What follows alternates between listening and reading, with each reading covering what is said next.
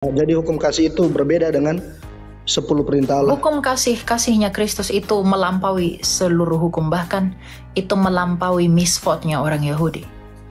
Gitu. Jadi hukum yang terutama adalah kasihilah Allahmu, kasihilah sesamamu manusia. Jadi bukti bahwa orang itu beriman dan dinilai bahwa dia melanggar segala sesuatu. Karena Kristus telah dianugerahkan bagi dunia ini. Seluruh pelanggaran yang ada di dunia ini tidak dielaborasi oleh Taurat.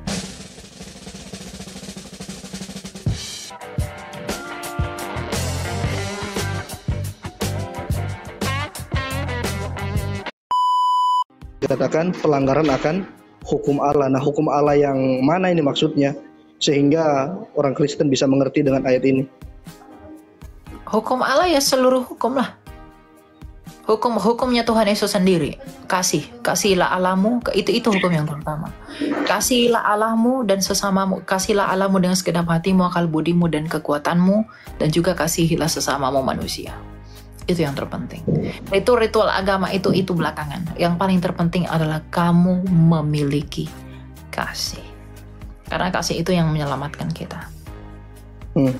Karena kita diselamatkan. Apakah itu yang terangkum dalam 10 perintah Allah?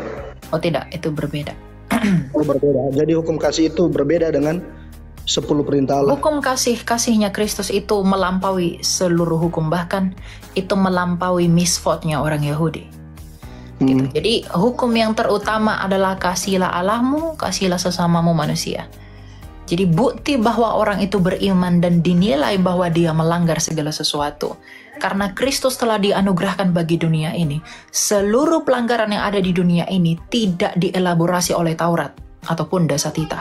Tetapi oleh karena kasih kita dapat mengetahui itu kesalahan atau tidak. Oleh karena kasih dan menurut hati nurani, Roma 2 ayat 14 sampai 16, kita tahu bahwa itu salah. Menurut kasih yang ada di dalam hati nurani kita tahu bahwa itu berdosa atau tidak. Jadi makanya perintah yang terutama itu adalah kasihilah Allahmu, kasihilah sesama manusia. Kalau kamu tidak punya kasih, kamu akan dihukum. Dan itu adalah tanda bahwa kamu bukan orang percaya. Jadi hati nurani ya?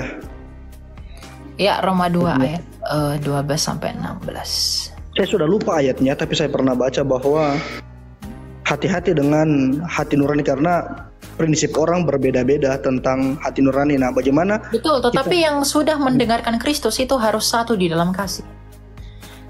Hati nurani itu, hukum hati nurani itu berlaku bagi mereka yang sama sekali belum pernah mendengarkan Injil.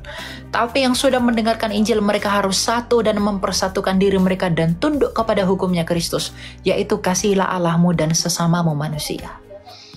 Jadi kegagalan mengasihi manusia adalah kegagalan mengasihi Allah. Ya, kegagalan mengasihi Allah adalah kegagalan mengasihi manusia. Karena dalam 2 Timotius 2 ayat 13, Allah itu tidak dapat menyangkal dirinya karena kita diciptakan oleh dirinya sendiri melalui firman-Nya yang hidup itu. Jadi kita harus memiliki kasih. Dan hukum Taurat dan semua hukum para nabi itu tidak bisa mengelaborasi pelanggaran alam semesta ini dalam segala hal. Maka prinsip yang terutama itulah keunikan Tuhan Yesus dan keagungannya di dalam memberikan hukum itu. Makanya dalam Lukas 16 ayat 16 dikatakan, hukum Taurat dan kitab para nabi berakhir. Karena keselamatan itu dimulai saat itu dia tumpahkan bagi dunia. Berakhir sampai tampilnya Yohanes Pembaptis. Dan sejak saat itu, kerajaan Allah diberitakan. Karena Tuhan Yesus datang memberitakan kerajaan Allah, maka dia memberikan hukum universal bagi dunia yang mau percaya kepada dia. Yaitu kamu harus memiliki kasih. Gitu. Ya, jadi hukum hati nurani itu hanya berlaku bagi mereka yang belum percaya Yesus, yang tidak mendengarkan Injil. Tetapi bagi kita yang sudah percaya kepada Kristus, kita harus menundukkan diri di bawah otoritas, yaitu perintah untuk mau mengasihi. Begitu ya? Ya, menarik sih tentang hukum ini. Ya. Oke, kita lanjut ya. Kami mau lanjut dulu. Oke? Oke lah, brother. Ya.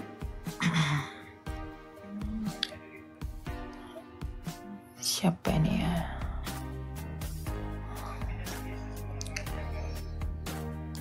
Abdul Qasas. Halo Abdul. Dia ada nggak si Abdul ini ya? Kok nggak ada ya? Jangan lama-lama ya, jangan lama-lama. Banyak yang mau naik teman-teman. Responsif ya.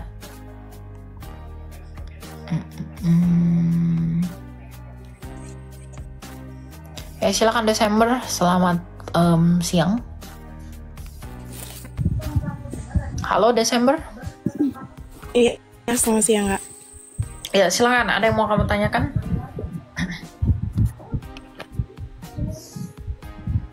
Ada yang mau ditanyakan Desember?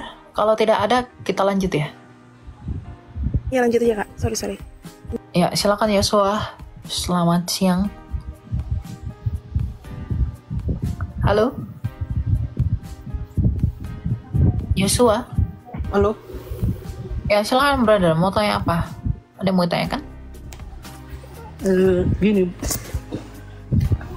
Apa?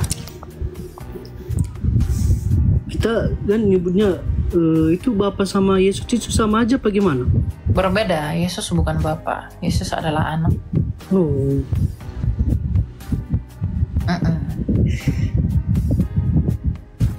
Lalu, apa lagi yang mau ditanya?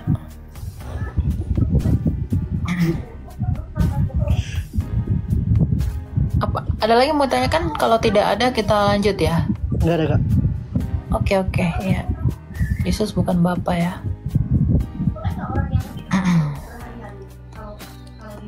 Kita naikin yang lain ya.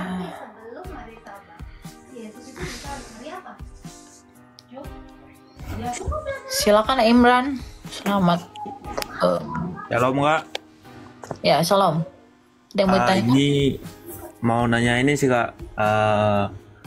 Kan di Alkitab itu Yesus muncul lahir dari umur 13 tahun dan kemudian muncul lagi di umur 29 kalau nggak salah tuh di umur segituan Kak.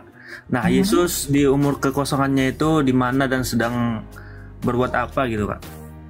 Dia tidak kemana-mana, dia tetap hidup sebagai orang Yahudi. Dia tetap hidup di bawah pengasuhan orang tuanya dan dia tunduk dan takluk kepada hukum Taurat. Galatia 4 ayat 4. Tuhan Yesus itu takluk kepada seluruh hukum Taurat untuk membuktikan bahwa dia memang tidak bercacat dan tidak bercela menurut hukum Taurat. Gitu. Jadi dia nggak kemana-mana. Ada yang mengatakan dia ke India, ada yang mengatakan dia ke Jepang, itu salah, itu nggak benar. Gitu. Dia dari dia di Israel bersama dengan orang tuanya, di bawah pengawasan orang tuanya. Gitu ya. Oke Kak, terima kasih Kak. Oke, siap. Kita lanjut ya. Kita lanjutkan.